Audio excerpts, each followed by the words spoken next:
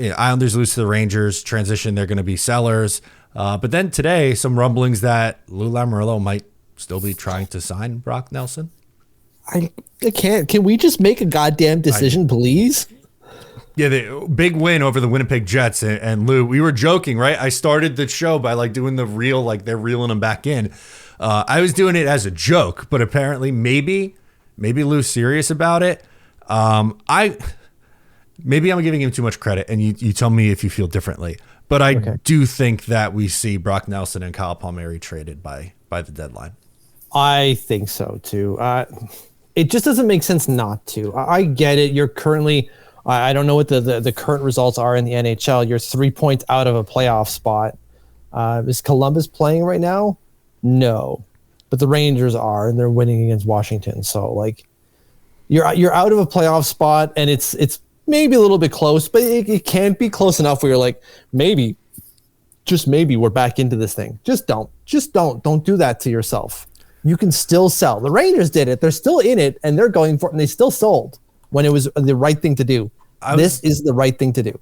I was going to say, like, I don't think it's likely because you'd be losing your top goal scorer and another guy in your top six. But if you trade Brock Nelson and Kyle Palmieri and get, some new guys in here for Brock, like Palmieri is probably not getting you someone who's coming in and playing for you immediately. Who's to say you can't like just play okay down the stretch, and with the East being in the state that it is, that you're like still kind of hanging around?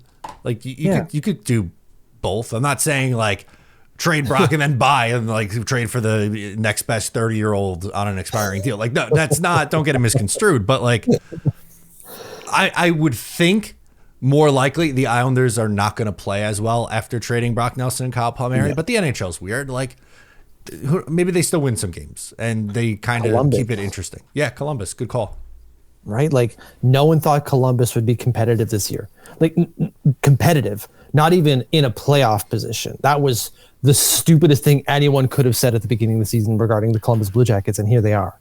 I think we were talking about them like struggling to get to 60 points on the year. Yeah. And here they are well above that and still 20 games to play. Like, they're going to hit 80, no problem.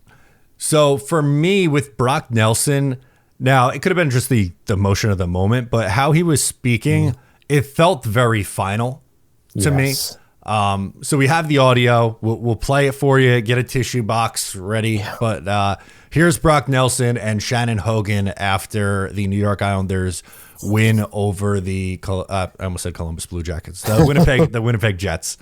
Brock, I'm going there, my friend. I want to know how you're able to play a game like this that is up to your identity with everything going on right now and the noise, and knowing what it means to wear this Islanders jersey for you. Just worry about playing the game. That's about it.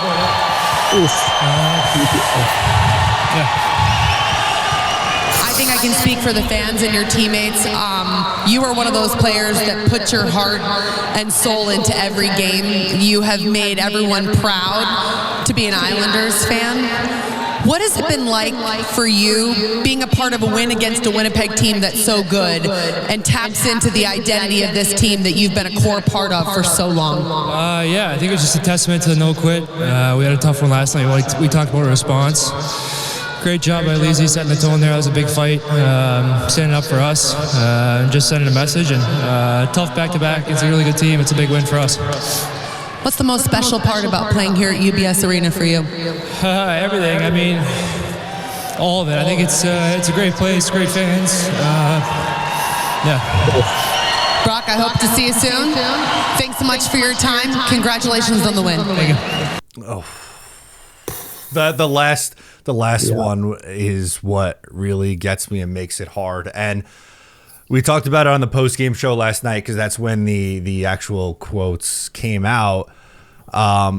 While we've both been on this is what has to happen, it doesn't make it any easier getting to this point. This is someone, he's been with the Islanders for 15 years. He was drafted in 2010.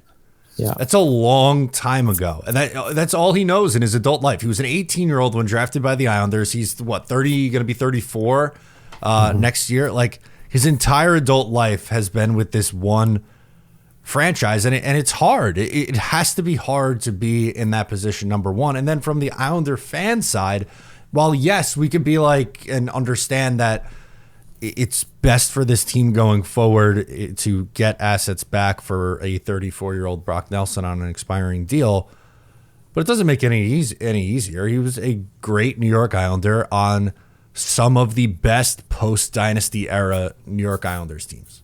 It's tough. Without a doubt, yeah. No lie detected. If they happen to re-sign him, I would be upset at the idea, at the lack of assets coming back. I would not be upset to have Brock Nelson. He's a good player to have, and he's a great Islander. Neither of us would be upset if he himself were still here. It's the loss of assets that would be, you have to do this. You can't go forward without trading Brock Nelson. I was going to say it's a poor process if that's where you end up. And again, I love Brock, great player for this team, but it's unfortunately time, and it's what we're learning is it's a seller's market, Mitch.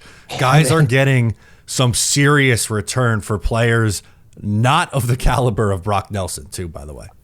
No, absolutely not. Like what we're seeing for Yanni Gourde, Oliver Bjorkstrand, and a 2026 second going to Tampa, they get Michael Eyssimont, a 2026 first, a 2027 first, and a 2025 second round pick.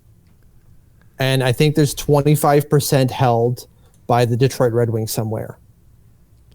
What? They got 2 firsts and a second and a player for Gourde and Bjorkstrand. Now, granted, Bjorkstrand, good player to add, and Gourde, well, they know all about him there in Tampa. But like, you got a third to fourth, bottom 6 winger in Yanni Gourde, or center, and then Oliver Bjorkstrand, top 6 winger for 2 first-round picks. Are you kidding me? We gave a first for Kyle Palmieri and Travis Zajac like 4 years ago. Yeah, 2021. Yeah, right? That wasn't so long ago. We gave up a first and a bit more, but it was not 2 firsts and a second. Sure enough, the first is in 2 years and then the other one's in 3. But who knows what that team's going to be like in 3 years? Tampa could be falling off in 2 years here, man. Yeah, it feels like Tampa's trying to capitalize on the next 2 years, which how the state of their team is like understandable, right? Like they're a very veteran heavy team. So they're pushing their chips to the table for essentially another 2-year run, which I get it from their side. Like you get a top 6 guy in here, you get a center who's one of the better third line centers in the league, and someone who's very, familiar with Tampa Bay and was on those teams that won the Stanley Cup. So it was an aggressive move. But then when you think like, what the hell is Brock Nelson? Not Islanders fans aren't saying this. The consensus around the league is that he is the best available player on the market right now. It's gonna be a lot. It's gonna be a lot. He's the best available. I'm gonna call it a rental just because he's an expiring UFA. Like Mikko Rantanen is apparently on the market, which that is the best available player. Yes, fair. But outside of Mikko Rantanen, it goes Mikko Rantanen, Brock Nelson, and sure enough, it's quite a difference there. But Brock Nelson is, outside of Mikko Rantanen, the best player in the market, and then after Brock, it's a steady fall off in terms of quality from there. So like you can get a lot. We're talking ourselves a first and a second for Brock Nelson minimum. We don't want that necessarily. The first would be great, but we're more interested in maybe a prospect that would come with it.